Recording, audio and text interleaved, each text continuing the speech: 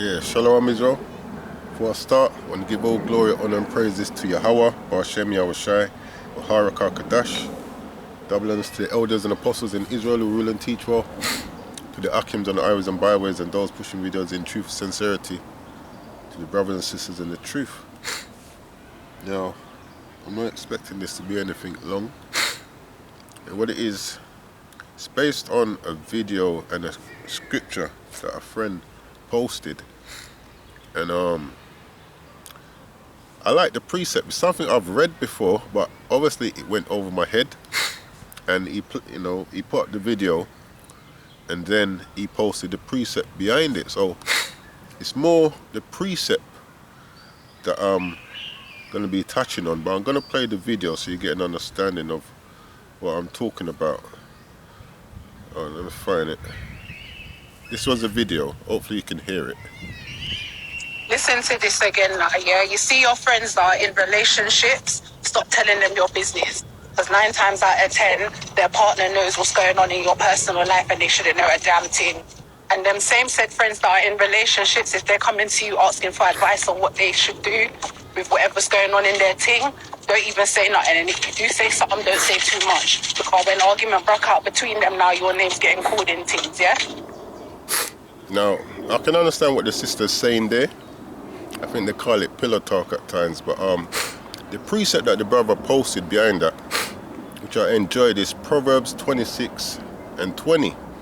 So when I saw the precepts, I put it up on my status with some other precepts. So this is, I'm just going to run through the precepts that I put up, but this is what the brother posted after that.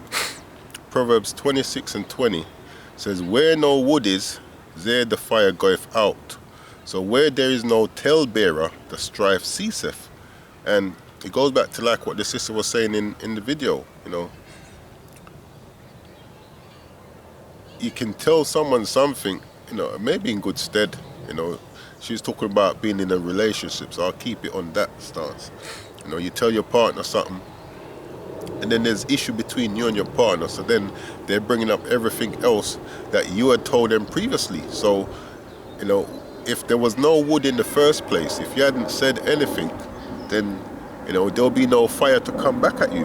And that's why it says, bring that, Proverbs 26 and 20, "Where no wood is, there the fire goeth out." So if you're not talking on things, and at times it is good to talk, to get things off your chest, to get advice on certain situations, but when it comes to talebearing, more time it's a case of you're not trying to uplift the person that you're talebearing on, you're trying to make them look bad. And that's the issue with talebearing. So it says, "Where no wood is, there the fire goeth out." So where there is no talebearer, the strife cease. Yeah, because talebearing tends to bring strife, because like I said, more time you're not talebearing to uplift the person. It's more to make a person look bad.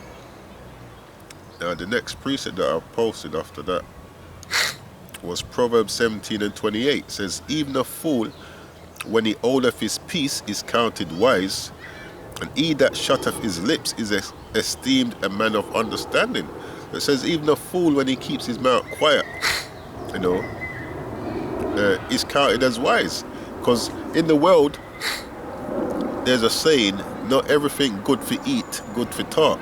Meaning, it's not everything you hear you're meant to be repeating. That's why I said sometimes more time talebearing is not to uplift a person, is to put someone down. Yeah? So it says, Proverbs 17 and 28, "Even a fool, when he holdeth his peace, is counted wise." Because, let me bring this precept out. Hold on, that precept there. I'm reading this off my phone.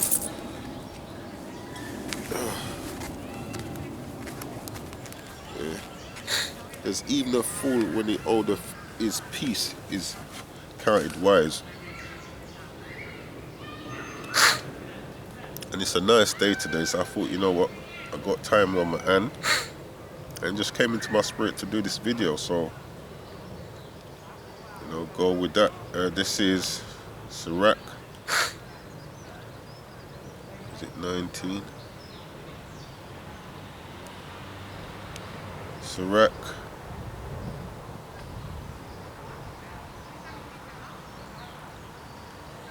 Sirach 20. Yeah. So this is the first precept. This is Proverbs 17 and 28. It says, even a fool, when he holdeth his tongue, when he holdeth his peace, is counted wise. So hear this now. This is Sirach 20. And I'll read 6 and 7. It says, some man holdeth his tongue because he had not to answer. So some people keep quiet because they've got nothing to say. And really and truly, that's the best thing to do. You know, if you got nothing to say, just keep quiet, because you end up talking and just talking a bag of nonsense, or probably talking things you shouldn't be talking. So it says, some man holdeth his tongue because he has not to answer, and some keepeth silence, knowing his time. So some things you will talk, but you have to know when to talk them. Yeah. Verse 7 says, a wise man will hold his tongue till he see opportunity, but a babbler and a fool will regard no time. And that goes back to what I was reading in Proverbs 17:28, which says, even a fool, when he holdeth his peace, is counted wise. Why? Because a babbler and a fool will regard no time. So, meaning, they'll just talk for the sake of talking and talk anything, not really thinking about what they're saying. And it goes on to say, hold on, and he that shutteth his lips is esteemed a man of understanding. Yeah. So this is Sirach 19, verses 6 to 8, and then 10. It says, he that can rule his tongue shall live without strife. Going back to what I read in Proverbs 26. And he that hateth babbling shall have less evil. Because as I was saying before, you know, people don't normally talebear to uplift someone. It's normally to make the person they're talebearing on look bad. It says, rehearse not unto another that which is told unto thee. And this, like, you normally hear sisters always talking about other sisters. Yeah, you know, she loves to gossip. But it's not just amongst the sisters these things happen. These things happen amongst the brothers too. Yeah, so we have to be mindful of these things.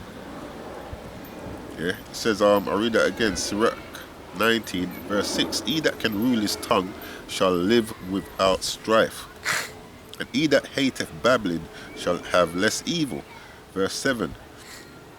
Rehearse not unto another that which is told unto thee. And for some people, that's very hard for them to do. It's hard for them to keep quiet, not repeat something that they've heard. But it says, even a fool, when he holdeth his peace, is esteemed wise. It says, verse 7, rehearse not unto another that which is told unto thee, and thou shalt fear never the worst. Verse 8, whether it be to friend or foes, talk not of other men's lives, and if thou canst without offense reveal them. So he's saying, even to your enemy, you shouldn't even really be gossiping or talebearing. Yeah? It says, whether it be to friend or foe, talk not of other men's life, and if thou canst without offense reveal them not. So at times you might have to reveal certain things. You know, that's why I read in Sirach 20, it's 20 and 6. Some man holdeth his tongue because he has nothing not to answer. It's lucky. It says, and some keepeth silence, knowing his time, meaning he knows when he has to say whatever it is. You know, it's not everything that is told to you you have to repeat. And if you do, you know when to repeat it. Don't just repeat it for repeat's sake. Sirach 19 and 10, it says, if thou hast heard a word, let it die with thee, and be bold, it will not burst thee. Yeah, you know, like I said, it's hard for some people to actually hold their tongue.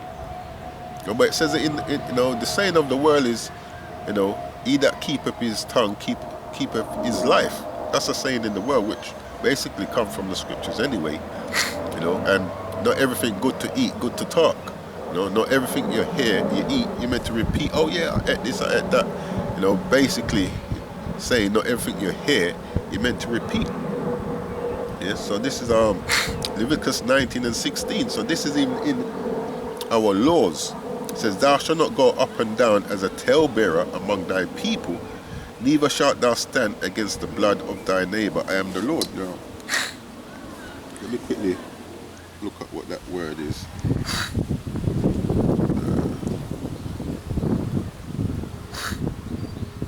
Salakia for the sniffing.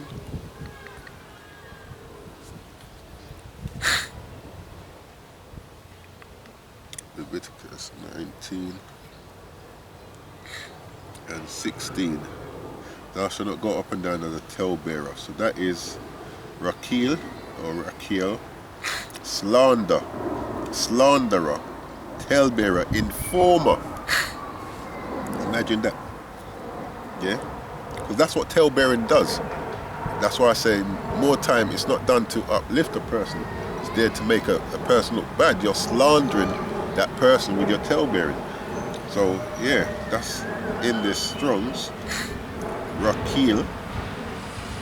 It says slander, slanderer, talebearer, informer. It says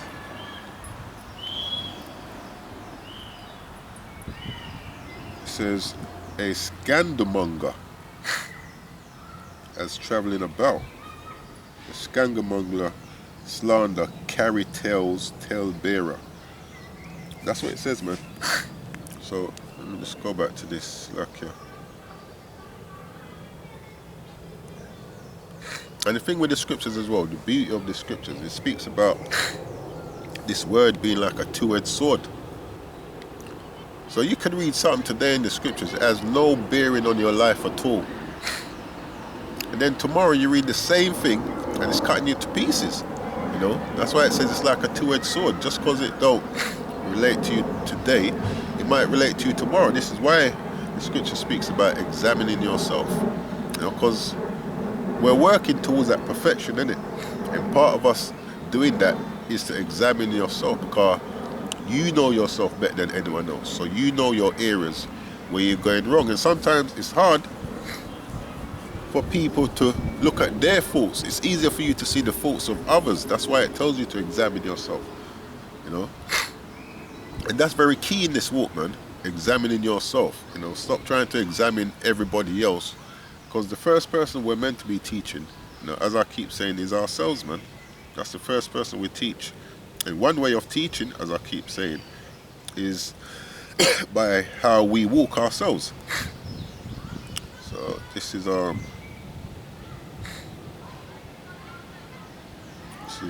Yeah, that was the last one.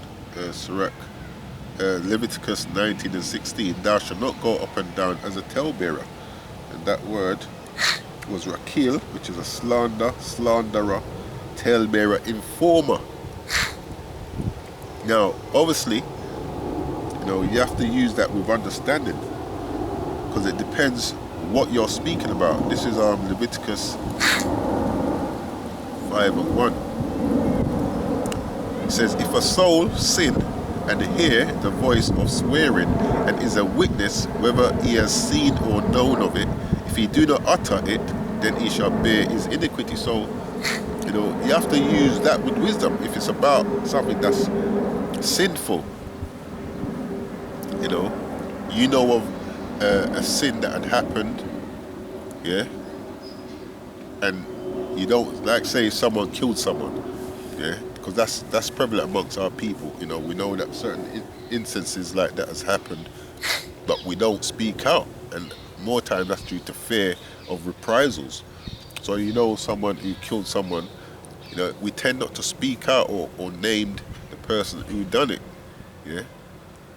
These are times when you are meant to speak out, because it says, if he do not utter it, then he shall bear his iniquity. So you'll be held just as guilty. But like I was saying, more time when people are tale-bearing, it's more to do with making that person they're speaking about look bad, not really to uplift them or, you know, to address a wrong. Yeah, like I said, just something I wanted to talk on. I had the time. Most guys give me the time. You know, my friend put that video up and the precept. It just came into my spirit to speak on it. So hopefully it was edifying. But with that, I'm going to close out. I give all glory, honor, and praises to Yahweh, Ba'ashem Yahweh Shai, Barakah Kadash, Kwame Sha'Allah.